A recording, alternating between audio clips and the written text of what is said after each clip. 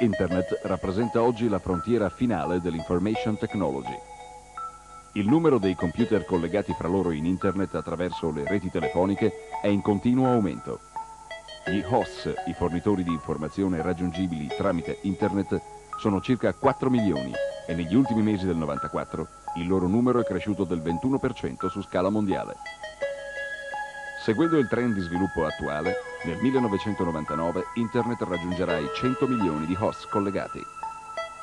Attualmente sono 137 i paesi collegati con Internet nel mondo.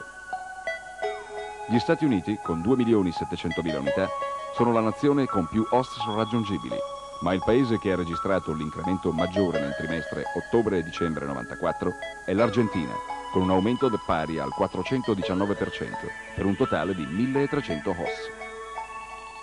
Oggi possiamo valutare in circa 30 milioni il numero di utenti di Internet, di cui 1 milione solo in Italia. Ogni 10 minuti nel mondo un nuovo utente Internet si collega alla rete. Per collegarsi ad Internet è necessario disporre di un personal computer, di un modem e di una linea telefonica. Il primo collegamento avviene con un fornitore di connettività che assegna una porta di accesso al sistema. Il fornitore di connettività permette il collegamento con uno dei grandi snodi informatici in cui è articolata la rete planetaria, paragonabili alle stazioni di una metropolitana. Attraverso questa dimostrazione pratica ci proponiamo di presentare l'estensione del mondo di Internet e di come esso possa essere un prezioso ed innovativo strumento di lavoro, ricerca e scambio di informazioni per ricercatori, aziende, enti pubblici e privati. Il software Mosaic facilita la navigazione su Internet mediante la consultazione di ipertesti. L'ipertesto è un testo che contiene alcune parole chiave di colore azzurro, che una volta attivate con il mouse eseguono particolari istruzioni.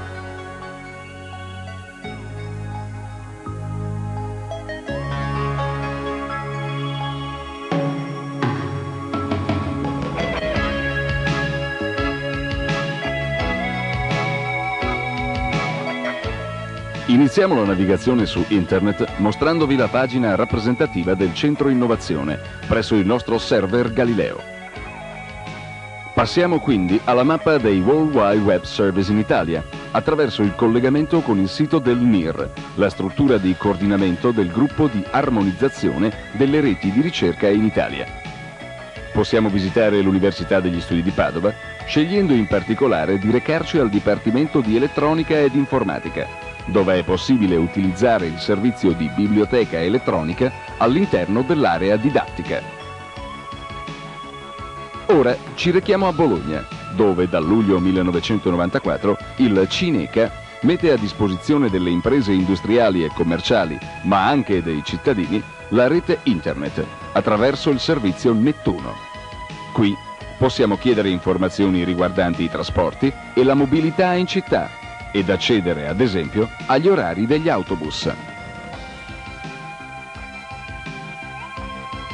Ora, con il Virtual Tourist europeo del NIR, ci rechiamo in Lussemburgo e ci troviamo nella home page europea. Ham Europe presenta agli utenti una lista di tutti i servizi accessibili presso il server della Commissione europea. Possiamo avere informazioni dettagliate su Impact, il programma della Comunità europea che mira a stabilire un mercato interno per i servizi di informazione elettronici. Questa pagina offre una serie di servizi utili agli utenti che intendano essere coinvolti in tale programma. Entrando ora nella home page di ECHO, otteniamo informazioni sui servizi e le possibilità di accesso offerti dall'European Commission Host Organization. Si possono ottenere informazioni dettagliate sul contenuto, la struttura dei databases, l'accesso ad essi. Vediamo a titolo di esempio la pagina dedicata a Cordis, la banca dati del Servizio Comunitario di Ricerca e Sviluppo. Ci rechiamo ora a Parigi, in visita al Web Louvre, dove è possibile entrare nell'auditorium per sentire l'invenzione numero 8 di Johann Sebastian Bach.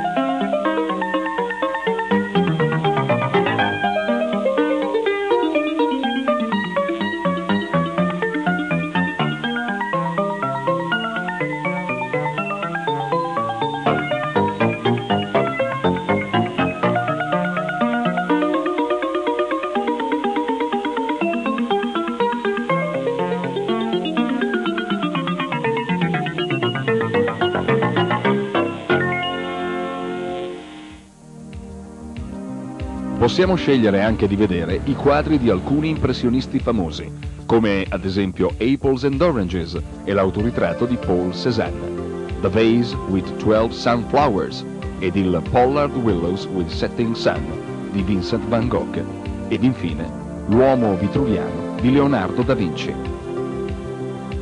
Ora ci spostiamo negli Stati Uniti, a Washington, dove entriamo in visita alla White House e riceviamo il messaggio di benvenuto del presidente Bill Clinton. Welcome to the White House, our first online citizens handbook. I hope you find this a useful way to find answers to your questions, a better way to let me know what you think, and a powerful way to find information you can use, whether you're in Nome, Alaska, or right down Pennsylvania Avenue. Please don't forget to sign the guest book and let us know what you think of this new service. Visitiamo ora l'interno della White House ed in particolare la State Dining Room ed il President Oval Office. Passiamo ora al server della CIA, Central Intelligence Agency, dove attraverso il World Facts Book è possibile ricavare profili completi di tutti i paesi del mondo. Andiamo ora alla Libreria del Congresso, che per promuovere la propria collezione ha inserito questa pagina, ancora in fase sperimentale, il World Wide Web. È possibile l'accesso alla Global Electronic Library, dove si ricevono informazioni sul Congresso, sulle sue agenzie di supporto e sui governi locali. Ci rechiamo ora in California. In questo sito possiamo ricevere informazioni sui laboratori di biologia e di biotecnologia nazionali.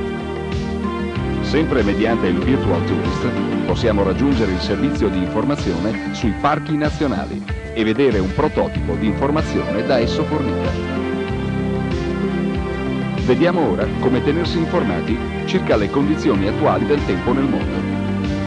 Grazie ad Internet, un server nel Massachusetts ci fornisce un'immagine visibile dell'Europa dal satellite.